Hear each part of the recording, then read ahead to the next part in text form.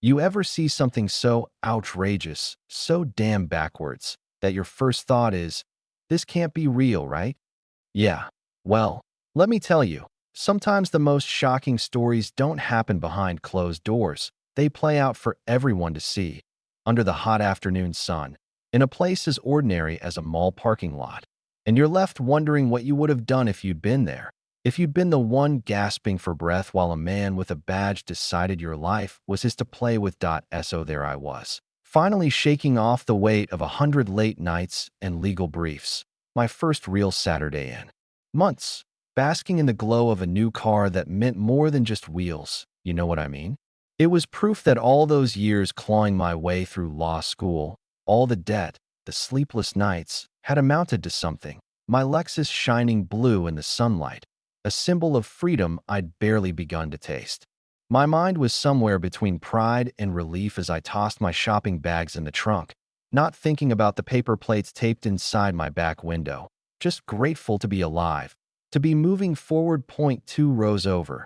That's where Officer Norwood sat, stewing in his patrol car, watching the world through eyes clouded by something darker than suspicion, resentment, maybe, or just that itch some folks get when they're sure everybody else is the problem, never them. He'd just gotten a tongue lashing from his captain for being too aggressive, and that didn't sit right with him. See, he wasn't some rookie. He'd been wearing that badge 15 years, and in his mind, every stop was a war, every citizen a potential threat, and he was the only thing standing between order and chaos. He was just waiting for a reason to show them all. That's when the call crackled over his radio, garbled, frantic. A possible stolen car, blue, new, temp tags. That's all it took for him to lock in on me. He watched as I slid into the driver's seat, not a care in the world, and you could almost feel the story writing itself in his head. He was about to be the hero, the one who brought down the criminal, and nobody would ever doubt his instincts again. I'd barely made it out of the parking space before the lights erupted behind me, sirens slicing through the normal hum of weekend shoppers. There's that moment, you know, when your heart skips and you run through every possible thing you could have done wrong.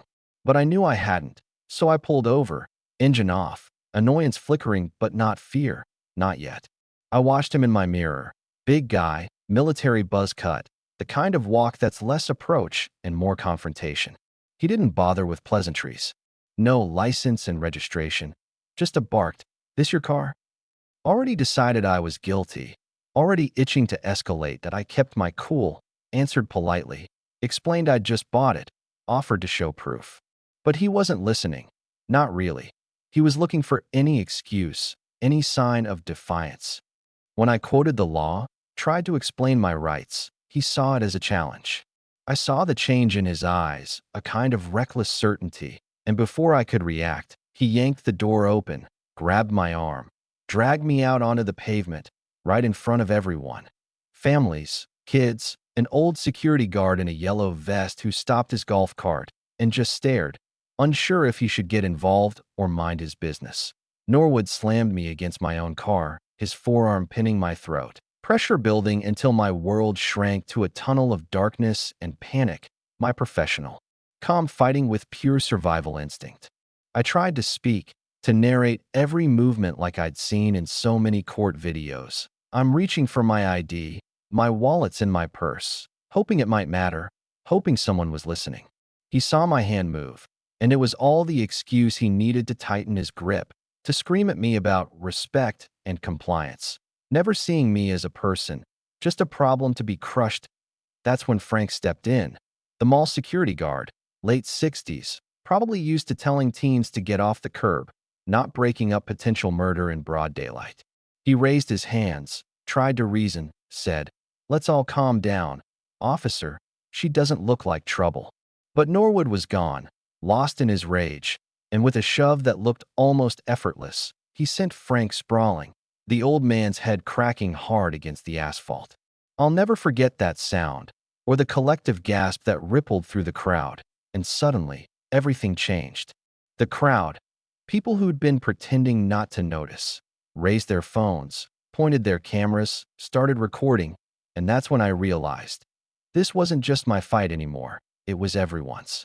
Norwood was still ranting, spitting, calling me a thief, telling the world he owned me, completely oblivious to the digital eyes capturing his every move. Pinned, struggling for air, I felt the world closing in, but even then, the prosecutor part of me was keeping score: assault, unlawful restraint, deprivation of rights.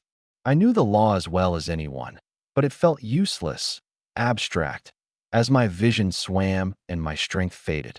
Desperation kicked in. I went limp, let my arms slide down, fingers searching for my purse, for anything that could save me. I found my badge, my Department of Justice credentials, flipped it open, and with my last scrap of voice, croaked, "Last chance."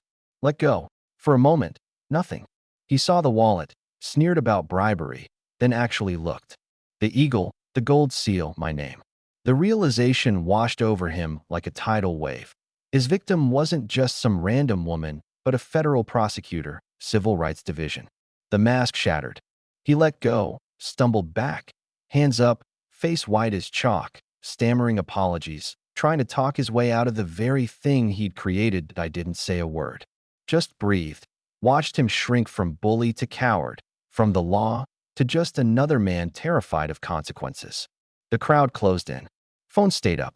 I called the chief of police directly, knew the number by heart, told him exactly what happened. And when the chief said he was 5 minutes away, you could see every ounce of bravado drain out of Norwood's body, replaced by the fear he'd never shown anyone else. The chief arrived with sirens and backup, marched right up, took one look at me, another at Norwood, and made it official: badge and gun, surrendered on the spot. Hands behind his back, cuffed and stuffed into the very car he'd intended.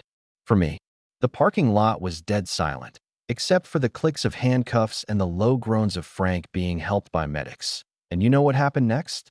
The videos went everywhere: local news, national networks, internet feeds, turning Norwood's moment of power into an inescapable record of violence and arrogance. In days, the case became federal. No backroom deals, no quiet transfers. The grand jury returned an indictment for deprivation of rights under color of law. Frank, bless him, recovered. I sat in the front row at sentencing, heard Norwood's apology, all excuses and stress and bad days. The judge wasn't having it, told him straight: "You didn't have a bad day. You revealed who you are." 2 years in federal prison, a six-figure restitution, and more than that, the start of real change. The DOJ investigated the whole department, uncovered a pattern, forced through reforms, real accountability, no more hiding behind blue walls and silence. One man's rage became the lever for a system finally being forced to face itself. Did I feel triumphant? Not exactly. More like a quiet, hard-won sense of justice. Not revenge, not victory, just accountability. The thing so many say is impossible, right there in plain sight for everyone to see. That blue Lexus, the one that started all this, is still mine. Now a reminder that sometimes the law really does shield the innocent and cut down the corrupt, even if it takes pain and public scrutiny to get there. But I gotta ask, where do you stand after hearing this? Was justice served, or was it too little, too late? Have you ever seen power abused and felt powerless yourself? Drop your thoughts in the comments. Let's talk about what accountability really means, because sometimes change only starts when somebody finally presses record.